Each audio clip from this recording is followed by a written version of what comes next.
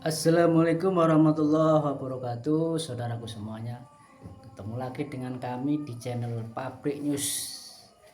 Kali ini kita akan menayangkan berita yang lagi viral di media sosial dan di masyarakat, yaitu Menteri Keuangan yang baru itu, Bapak Purbaya.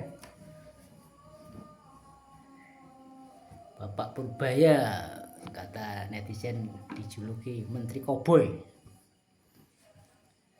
Baru-baru ini Pak Purbaya berseteru dengan Opung Luhut. Siapa yang tidak kenal dengan Luhut Binsar Panjaitan? Katanya Pak Purbaya gak mau membayar utang kereta cepat WOS. Bagaimana menanggapi perseteruan ini? Kita simak videonya berikut ini. Dengan Anda sebagai menteri merasa bahwa Anda bisa menyelesaikan? Enggak, saya 3 kali Menko. Sekali saya kepala staf presiden. Enggak bisa. Jadi kalau tidak terintegrasi kerja itu, udahlah. Itu bohong aja itu. Anda pakai lambang-lambang menteri, tapi nggak melakukan koordinasi yang bagus. Nggak ada gunanya.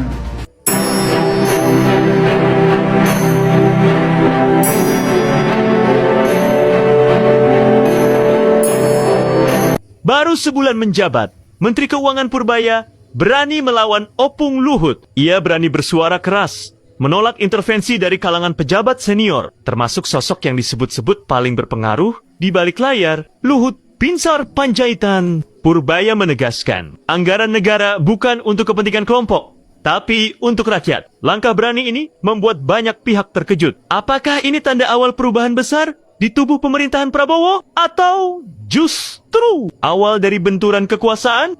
Tapi ingat ya, tidak ada publik transportasi itu di dunia ini yang menguntungkan. Kita tinggal nunggu kepres saja, ada kepres dari presiden mengenai timnya, dan saya sudah koordinasi dengan Pak Rosan, karena dulu saya yang nanganin, jadi supaya berlanjut, saya sudah beritahu Pak Rosan, dan Pak Rosan juga sudah sepakat untuk segera kita tangani bersama-sama. Nanti kita lihatlah, sama dengan LRT mungkin ada gapnya itu berapa triliun, nanti dari situ kita cicil, sehingga dengan itu nanti bisa jalan. Tapi ingat ya, tidak ada publik transportasi itu di dunia ini yang menguntungkan. Selalu banyak subsidi pemerintah, tapi tentu harus subsidi yang betul-betul terukur. Silakan. Lapor tanggapannya Pak soal tadi kan kata Denantara bahwa Cina sama Indonesia sudah sepakat untuk restrukturisasi utang WOS ini kan sampai hingga 60 tahun ke depan. Tanggapannya seperti apa? Bagus. Saya nggak ikut kan. Tapi emang Menko nggak terlibat? Berarti nggak diajak ke Cina, Pak? Itu kan Enggak Kan katanya si Pak Doni dia mengajak pemerintah juga buat ke Cina. Kalau yang menyaksikan, kalau mereka udah putus kan udah bagus, top. tim restrukturisasi itu nanti dari Kemenko juga tuh gimana Pak? Iya. Gimana? Tim Tim yang restrukturisasi nanti pemerintahnya bakal itu. dari Kemenko. Wah, saya sebisa mungkin nggak ikut, biar aja mereka selesaikan business to business. Ternyata analis kebijakan publik itu pernah mengingatkan Jokowi soal utang kereta cepat yang akan jadi bom waktu di masa depan. Nah sayangnya ini tuh tidak diidahkan oleh rezim sebelumnya. Sampai Ignatius Jonan sebagai Menteri Perhubungan malah kena reshuffle kabinet karena menolak usulan kereta cepat. Dan kekhawatiran hutang tersebut terjadi saat ini teman-teman. Dan kalau nggak bisa bayar, Cina akan sita pelabuhan Indonesia. Oke, kita tahu sendiri bahwa ide dari kereta cepat ini diwujudkan di era pemerintahan Joko Widodo. Nah ternyata sebelum diadakannya kereta cepat tersebut, Pak Jokowi ini sempat berdiskusi dengan Ignatius Jonan dan Agus Pambagio. Pak Agus ini adalah analis kebijakan publik. Berdasarkan hitung-hitungan dari yang tadinya pinjaman dari Jepang dengan bunga yang rendah, namun tiba-tiba diambil alih oleh Cina dan menyebabkan perubahan hitungan keuangan serta bunga pinjaman yang besar. Bagi Pak Agus ini nggak masuk akal dan terlalu mahal. Artinya proyek ini di luar kemampuan kita. Pak Agus sudah mengingatkan Pak Jokowi pada saat itu dan memprediksi masalah akan terjadi di masa depan sejak awal didirikannya proyek tersebut. Bapak Ignatius Jonan selaku Menteri Perhubungan pada saat itu juga khawatir dan menolak, bahkan mengatakan mending membuka jalur kereta komersial di seluruh Indonesia, tetapi tidak didengar. Awalnya proyek kereta cepat ini ditangani oleh konsorsium BUMN yaitu Wika sebagai ketuanya. Sayangnya Wika pada saat itu menyerah dengan proyek ini dan diserahkan kepada KAI. Nah, tetapi KAI ternyata hanya sebagai kasir pada saat itu karena dananya lewat APBN. Yang akhirnya kita bisa melihat sendiri saat ini hutang kereta cepat mencapai 116 triliun rupiah. Bunganya itu 2 triliun per tahun, sedangkan penjualan tiket kereta cepat itu cuma 1,2 triliun per tahun keuntungannya. Kita mau bayar lewat mana? Sampai Pak Purbaya ngomong bahwa dirinya ogah bayar hutang kereta cepat itu karena persoalan bisnis BUMN. Jadi hutang ini seharusnya dibayar dan dikelola oleh joint venture antara induk perusahaan BUMN saat ini. Dan lo tau nggak sih, kalau proyek kereta cepat ini tidak dibayar, ada kemungkinan pelabuhan milik Indonesia khususnya di Natuna, ini Laut Cina Selatan kan, akan diambil oleh Cina coy, berdasarkan perjanjian pinjaman. Dan ini pernah dialami oleh Sri Lanka beberapa tahun lalu, yang mana pelabuhan mereka diambil karena nggak bisa bayar hutang dan dijadikan pangkalan militer Cina. So, bersiaplah. Wush, isu kereta cepat, mencuat karena Menteri Keuangan Purbaya tiba-tiba mengatakan bahwa pemerintah tidak mau membayar hutang dari APBN. Sebelum itu, tersiar juga rapat kerja Komisi 6 DPR dengan direksi PT Kereta Api Indonesia yang menimbulkan kecemasan tentang kerugian dan utang yang kewajiban bayar bunganya saja sudah mencapai lebih dari 2 triliun. Sementara pemasukan dari tiket hanya 1,5 triliun rupiah per tahun. Karena statement Pak Purbaya dan suara Komisi 6 DPR itu, masyarakat yang tadinya tidak terlalu peduli dengan menjadi heboh. Kaget. Ternyata ada masalah serius yang kemudian tidak bisa disembunyikan lagi. Sejak tanggal 13 Oktober 2025 misalnya, menggelegar berita-berita yang beredar luas beberapa tahun yang lalu bahwa penanganan sejak awalnya memang tidak beres. Selain isu biaya dan utang yang begitu besar, ada juga isu pengalihan kontrak dengan Jepang ke Cina. Ada isu pemecatan pejabat yang tidak setuju dengan proyek itu. Ada isu dugaan markup. Ada isu proyek busuk dan sebagainya. Melalui podcast Terus Terang, edisi 14 Oktober, saya ikut mengulas gonjang-ganjing kereta api cepat ini. Saya sendiri mengambil sumber berita yang sudah tersiar luas, terutama dari program Prime Dialog Nusantara TV edisi 13 Oktober 2025 yang menghadirkan dua narsum yang bukan hanya ahli, melainkan juga salah satunya ikut dilibatkan untuk menilai proyek itu sejak awal, yaitu Agus Pambagio dan Antoni Budiawan. Dari seorang teman, saya juga mendapat kiriman artikel yang ditulis oleh Agustinus Edi Kristianto, biasa dikenal sebagai AEK. Tulisan yang sepertinya menjelaskan adanya jebakan maut dari kontrak itu menarik untuk direnungi agar kita tahu ranjau-ranjau yang menghadang kita dalam mencari penyelesaian. AEK yang menulis artikel tanggal 17 Oktober 2025 dengan judul Petaka Kereta Cepat itu memulai cerita tentang postingan atau status di akun pribadinya tanggal 11 Oktober 2021, 4 tahun yang lalu, bahwa proyek ini bakal menjadi bom waktu. Tunggu saja berapa tahun lagi bakal meledak. Itu ditulis sebagai status pada 11 Oktober tahun 2021 dan sekarang ini 4 tahun kemudian sejak 13 Oktober 2025 betul kereta mulai meledak. Ada beberapa hal yang bisa dinukil dari tulisan AEK ini.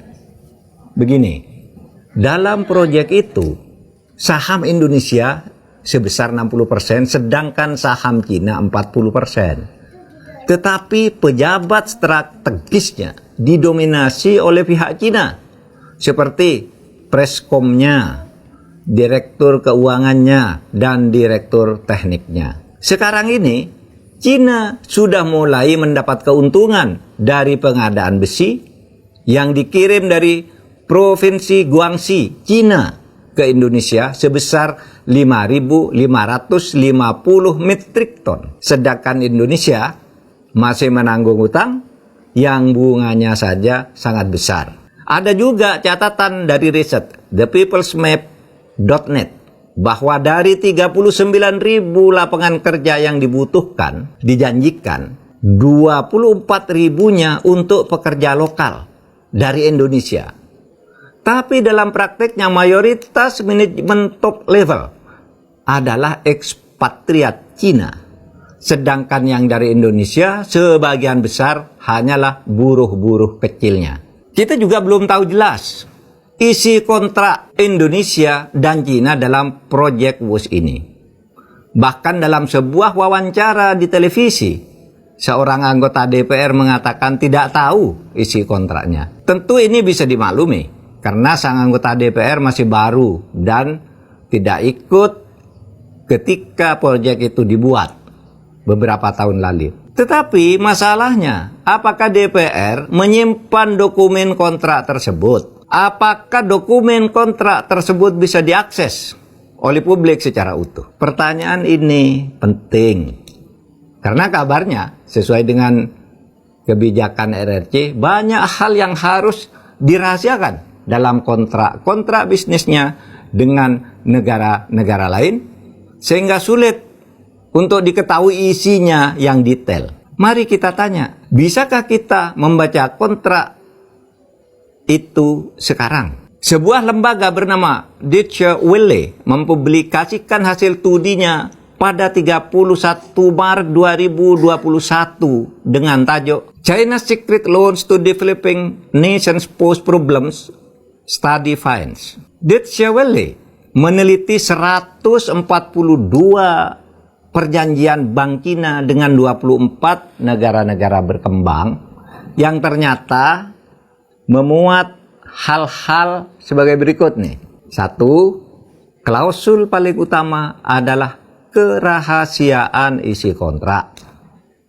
Yang kedua, pemberi pinjaman, dalam hal ini bank-bank Cina, mempengaruhi kebijakan ekonomi dan luar negeri negara-negara penerima pinjaman.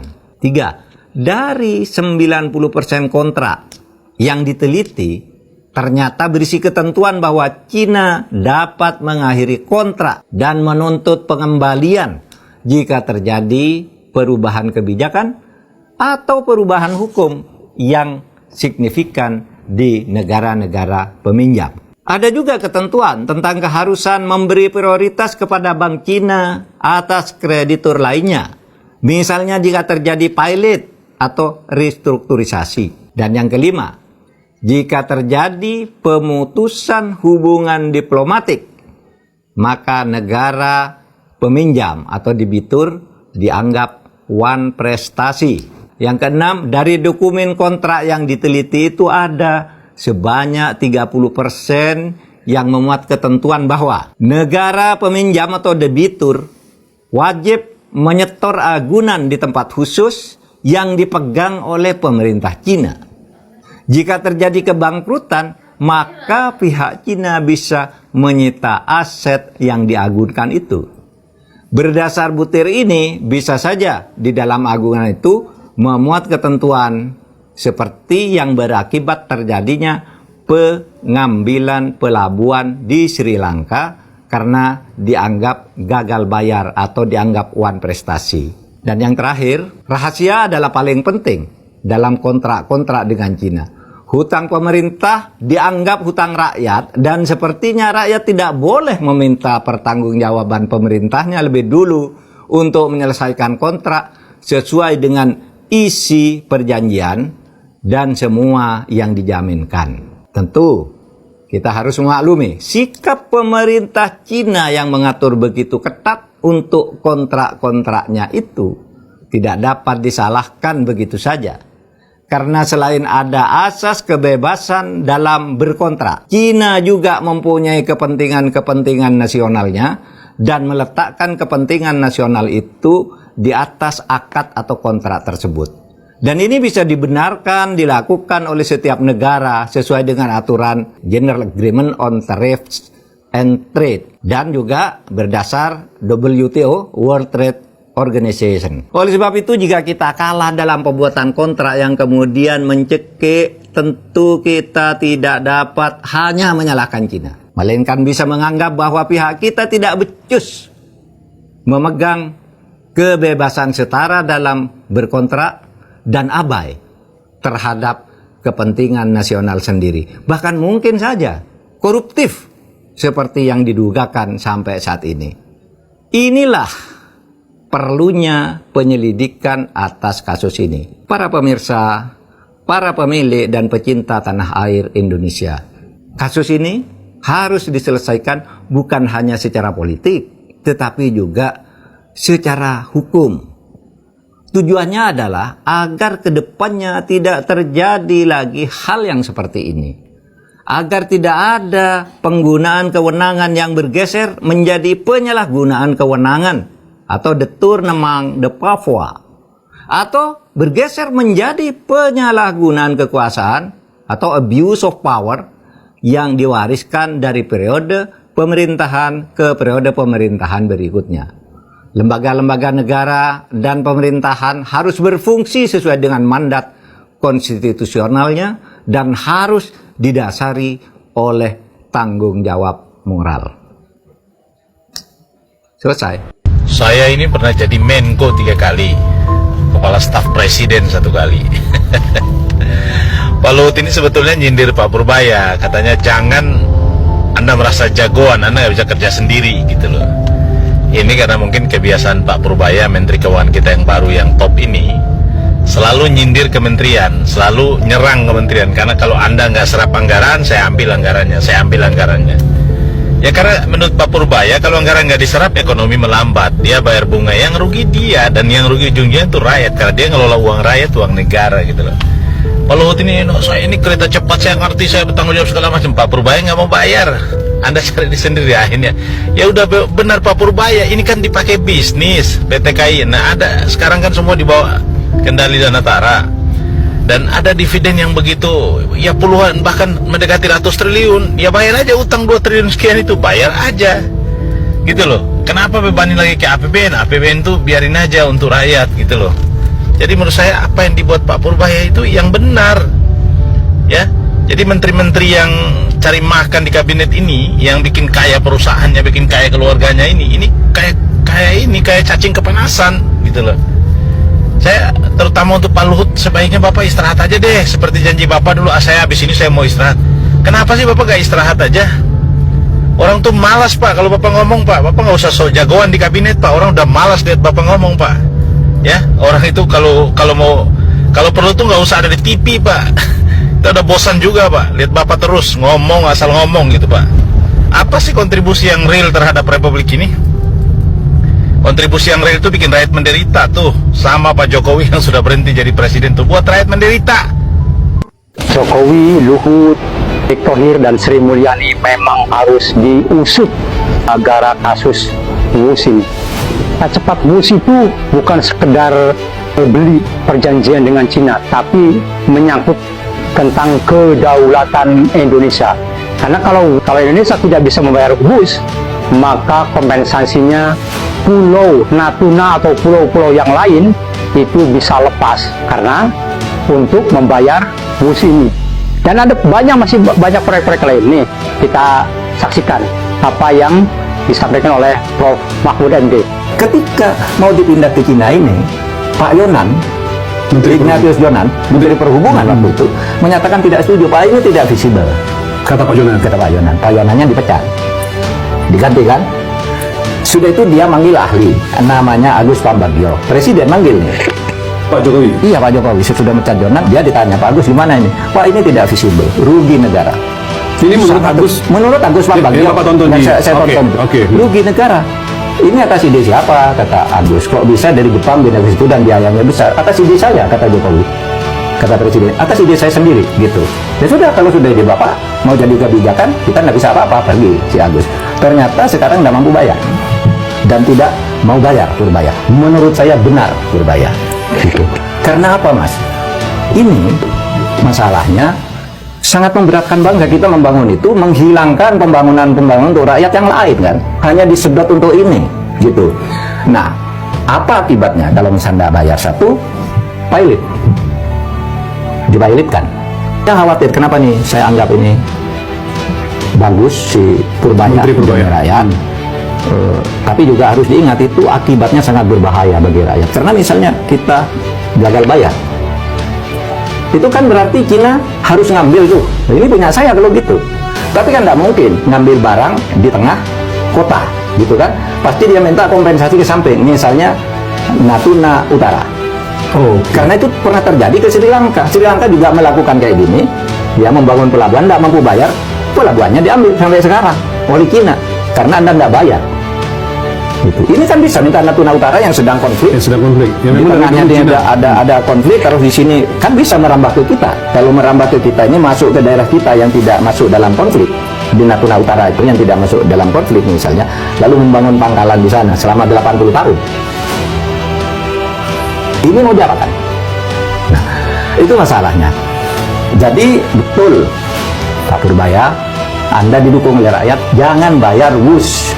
Dengan APBN? Selidik, iya, dengan bayar WUS dengan APBN, kemudian carikan jalan keluar agar tidak disita karena pilot atau karena apa, tetapi masalahnya selesaikan secara hukum agar tidak terjadi lagi kepada anak bangsa kita. Karena kalau betul nanti sampai misalnya Natuna Utara diambil, ini kekhawatiran Pak Mahfud, jangan sampai itu terjadi, iya, atau satu wilayah diminta sebagai kompensasi. Itu adalah pelanggaran terhadap ideologi dan konstitusi. Karena di dalam tujuan negara kita dari konstitusi itu melindungi segenap bangsa dan seluruh tumpah darah Indonesia. Kalau sampai ada satu wilayah diambil karena kita tidak punya bayar dan karena kelalaian kita dalam itu, berarti 1 meter tanah pun diambil negara asing, itu melanggar konstitusi. Jadi lihat saja apakah nanti Jokowi, Luhut, dan orang-orang yang terlibat di proyek kereta cepat WUS ini akan diperiksa atau tidak. Kita tunggu saja. Anda sebagai menteri merasa bahwa Anda bisa menyelesaikan? Enggak, saya 3 kali Menko. Sekali saya kepala staf presiden. Enggak bisa. Jadi kalau tidak terintegrasi kerja itu, udahlah. Itu bohong aja itu. Anda pakai lambang-lambang menteri, tapi nggak melakukan koordinasi yang bagus. Nggak ada gunanya. Barang-barang selundupan saya tutup. Yang suka main selundup, saya tancap. Ada lagi ada penangkapan besar-besaran. Saya nggak peduli di belakangnya siapa. Bilang saya presiden kan, paling tinggi kan ya, paling tinggi di sini. Pasti beres. Rokok saya akan beresin. Tekstil, jadi rokok. Habis itu tekstil, habis itu baja, habis itu satu persatu saya yang kejar satu persatu. Itu akan meningkatkan tadi ratio dan pertumbuhan industri domestik.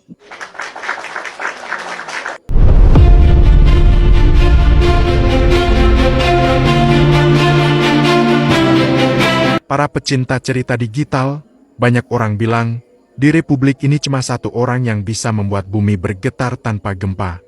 Luhut Binsar Panjaitan, orang tua segala urusan, jenderal segala medan, yang konon bisa menelpon petir untuk minta hujan datang lebih cepat. Ketika beliau menuding seseorang, itu bukan tudingan biasa, itu perintah alam semesta. Kali ini, jari sakti itu menunjuk ke Menteri Keuangan Purbaya Yudisadewa. Catatan Bang Rosadi Jamani Ketua 1 Penakalbar menuliskan, hal itu bukan karena utang, bukan karena defisit, tapi karena family office, proyek ajaib yang konon bisa menarik miliaran dolar dari para dewa kekayaan dunia untuk parkir di Indonesia, tanpa pajak, tanpa khawatir, tanpa dosa fiskal. Sebuah ide yang terdengar seperti ekonomi surga, tapi berpotensi bikin neraka fiskal kalau salah urus. Luhut tampil seperti nabi investasi, berdiri gagah di podium, berkata, APBN hanya kontribusi 10-15% terhadap perekonomian nasional. Kita perlu bersikap ramah terhadap investasi asing. Ia seperti Daedalus yang ingin bangsa ini terbang dengan sayap modal asing. Ia meyakini, jika surga uang global mau turun ke tanah air, jangan lagi dijegal dengan birokrasi dan rasa takut. Tapi di ujung sana, Menko Purbaya sudah mengangkat kalkulator seperti pedang. Ia menatap layar APBN yang berdetik pelan dan menjawab dingin, biar saja. Kalau Dewan Ekonomi Nasional mau bangun sendiri, bangun saja. Saya tidak akan alihkan anggaran ke sana. Kalimat yang sederhana, tapi nadanya seperti mantra penolak badai. Luhut menyindir balik, saya sudah 3 kali jadi Menko. Jangan dikira baru jadi menteri bisa langsung selesaikan masalah. Sebuah kalimat yang jika diterjemahkan bebas berarti, nak, sebelum kau belajar menolak proyek, belajar dulu menolak tidur siang. Luhut yakin proyek ini suci. Ia bahkan menyebut, dalam penyusunan kajian awal Family Office, tidak ada ketentuan yang merugikan kepentingan nasional berdasarkan hasil analisa AI. Tapi Purbaya tetap teguh. Ia tahu, setiap 0% pajak punya potensi 100% masalah. Bila ini sandiwara, Luhut adalah aktor laga penuh ledakan. Sementara Purbaya pemeran utama film dokumenter fiskal yang tenang tapi menggigit. Yang satu bicara peluang, yang satu bicara tanggung jawab. Di tengahnya, rakyat cuma bisa nonton sambil bayar pajak dengan senyum getir. Di saat semua orang ingin tampil glamor di gala dinner kapitalisme global, ia memilih menjaga dapur negara dari kebocoran minyak goreng. Tima Girai Wijaya. Ada nggak yang merugikan negara? Nggak ada. Jadi kalau ada teman-teman tadi yang ngomong gini-gini, ya saya pengen ketemu, walaupun saya bukan ahli ekonomi, tapi saya lumayan juga lah, udah belajar-belajar dikit, nggak ada masalahnya. Justru menguntungkan kita. Menguntungkan kita. Kereta cepat, semuanya itu rugi. Artinya harus ada PSO. APBD harus siap untuk mengcover biaya operasional. Bu Nawaf disuruh meriksa yang mana orang yang bohong, yang mana yang enggak. Dikasih lah teledeh, dikasih minyak, terus orangnya suruh megang itu. Yang berdosa, yang salah, dia nggak berani megang. Yang nggak berdosa dia pegang, berani. Habis itu kan Abu Nawaf bisa nentuin yang salah yang ini karena nggak berani megang, tangannya kering. Kalau saya beda. Dalam setiap sidang itu kan ada pilar perkara, kiri, kanan. Ini yang berlawanan. Udah jangan salaman setelah selesai. Saya bisa ngerasain yang salah yang mana. Tangannya dingin. Dalam sidang kabinet, Opung dan Purbaya tidak saling tegur sapa. Agaknya Opung baperan. Atau memangnya harus saling tegur? Kan memang beda mazhab. Gak usah akrab juga gak apa-apa kan? Agaknya bintang baru yang bernama Purbaya terlalu bersinar mengalahkan sinar sang Opung yang sudah mulai pudar. Dan mulai ketahuan niatnya bukan buat NKRI, tapi terlihat mendukung siapa yang berkuasa. Sementara sang Menkyu kali ini bukan Menteri Wacana, semuanya gerakannya action. Kali ini Menteri Keuangan kembali bikin heboh. Purbaya menemukan harta karun senilai 285,6 triliun yang ternyata nganggur di deposito bank atas nama pemerintah pusat. Ini adalah prestasi besar karena menteri yang dulu hampir 20 tahun menjabat tidak tahu ada begini-beginian. Purbaya berhasil menemukan uang rakyat yang disembunyikan dalam bentuk deposito. Tindakan ini harus dibongkar tuntas karena ini adalah kejahatan serius terhadap keuangan negara. Bos gue jago nih. Terpaksa kita bikin. Gue pikir kerjaan gue mancing lah, ngapain lihat-lihat data itu. Kan maritim. Tapi dipaksa sama Pak Luhut. Jadi saya tuh emang anak buah yang nakal. Disuruh saya nggak mau kerjain. Pur, siapin bat buat presiden, kita presentasi. Ya Pak. Besoknya dia tanya, udah siap? Belum Pak. Kenapa? Datanya susah Pak. 2 minggu lebih datanya siap, saya nggak ada Pak. Wah susah Pak, nggak dapat data. Tapi Pak Luhut nih pintar rupanya. Itu menandakan dia lebih pintar daripada gua. Dia bisa ngendalin saya tanpa marah-marah. Dia oh ini orang sompret nih, sontoloyo dia bilang. Dia nggak pernah marahin saya. Suatu saat dia ke ini ke Toba. Saya di kantor jam 10 pagi ditelepon, dia di Toba. Pur, gua lagi di Toba nih Pur. Iya Pak. Kenapa Pak? Nanti kita ke presiden ya jam 2 ya. Ya Pak, kita ngomong ekonomi. Iya Pak. Saya nemenin Bapak diskusi masalah ekonomi dengan presiden Pak. Ya Pur ya, lu yang presentasi. Langsung dimatiin. Kan nggak mungkin saya depan presiden, Pak saya nggak siap. Dia bilang, nyerahlah. Memang dia lebih pintar daripada saya, pantas dia jadi jenderal bintang 4. Tapi kalau dimarahin saya tinggal pergi. Ya kita semua harus kompak aja. Bahwa kurang, saya kira pastilah ada kurang. Kalau tidak kurang, ya kau pergi ke sorga aja. Tapi kalau saya belum mau buru-buru ke sorga. Jadi kalau Anda pengen semua perfect, ya kau pergi sorga saja buru-buru sana. Jadi kadang-kadang kita nggak bangga jadi orang Indonesia, kita hanya lihat kurangnya. Betul, kau nggak kurang di mana sih yang sempurna? Di Amerika tuh homeless, kita nggak ada homeless di sini. Jadi jangan kita hanya melihat yang jauh, yang di depan mata kita ini kita anggap sudah masih kurang. Ya kurang, banyak yang kurang. Itulah tugas kita semua untuk memperbaiki. Dan kita on the right track sekarang memperbaiki itu semua. Kita harus sama-sama saling mengingatkan di mana sih dengan cara-cara yang bagus. Pemerintah pasti mendengarkan masukan-masukan dari Anda. Bang, gue pikirin. Jangan Anda sebagai menteri merasa bahwa Anda bisa menyelesaikan. Enggak, saya 3 kali Menko. Bang, gue pikirin. Sekali saya kepala staf presiden. Enggak bisa. Bang, gue pikirin. 2 kali Menteri Purbaya tolak permintaan Luhut Panjaitan atau sering kita sebut Opung, Ogah Danai Family Office. Hanya akan mendoakan. Menteri Keuangan Menko Purbaya Yudi Sadewa menegaskan tidak keberatan dengan rencana pembentukan Family Office di Bali yang digagaskan Dewan Ekonomi Nasional. Asalkan dana pembangunannya tidak menggunakan anggaran pendapatan dan belanja negara atau APBN. Sebab Menko Purbaya mengaku tidak ada rencana mengalokasikan APBN untuk proyek tersebut. Biar saja, kalau Den bisa bangun sendiri, ya bangun aja sendiri. Saya anggarannya nggak akan alihkan ke sana, ujar Purbaya Yudi Sadewa. Gagasan soal Family Office dilontarkan Luhut saat masih menjabat sebagai Menteri Koordinator Bidang Kemaritiman dan Investasi pada Kabinet Indonesia Maju di bawah pemerintahan Presiden Joko Widodo.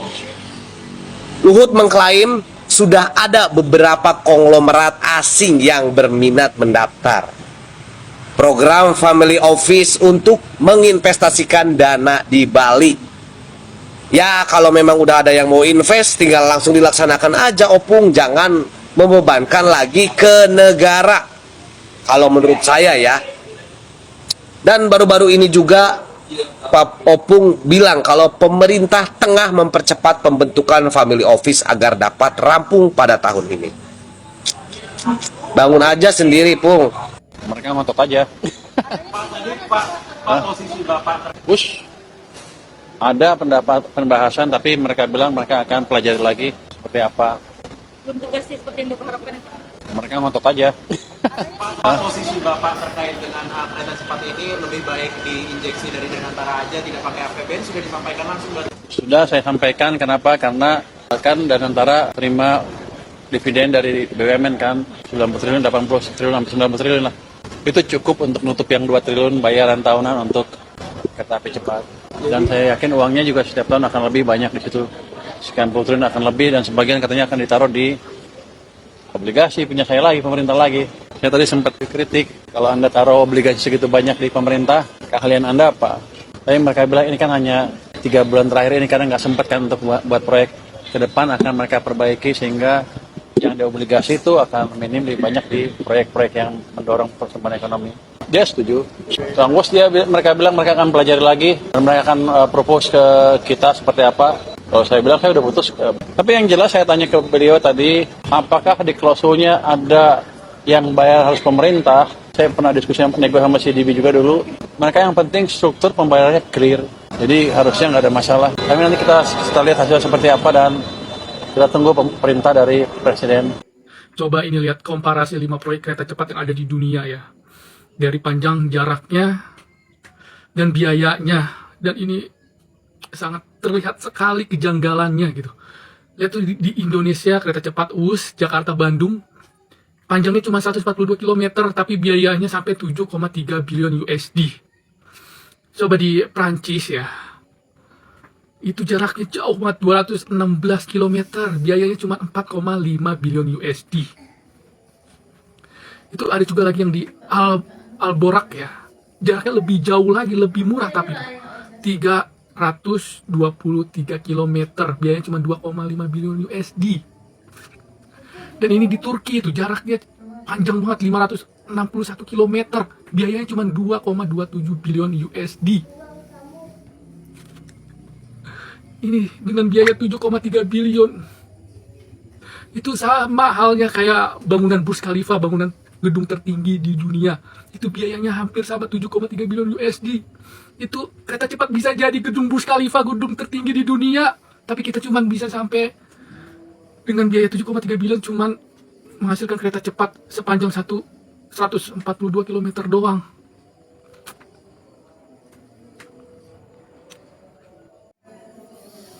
Demikianlah saudaraku video-video perseteruan antara Menteri Purbaya dengan Opung Luhut Binsar Panjaitan. Jangan lupa like, comment, subscribe, dan tekan tanda lonceng. Sekian, terima kasih. Wassalamualaikum warahmatullahi wabarakatuh.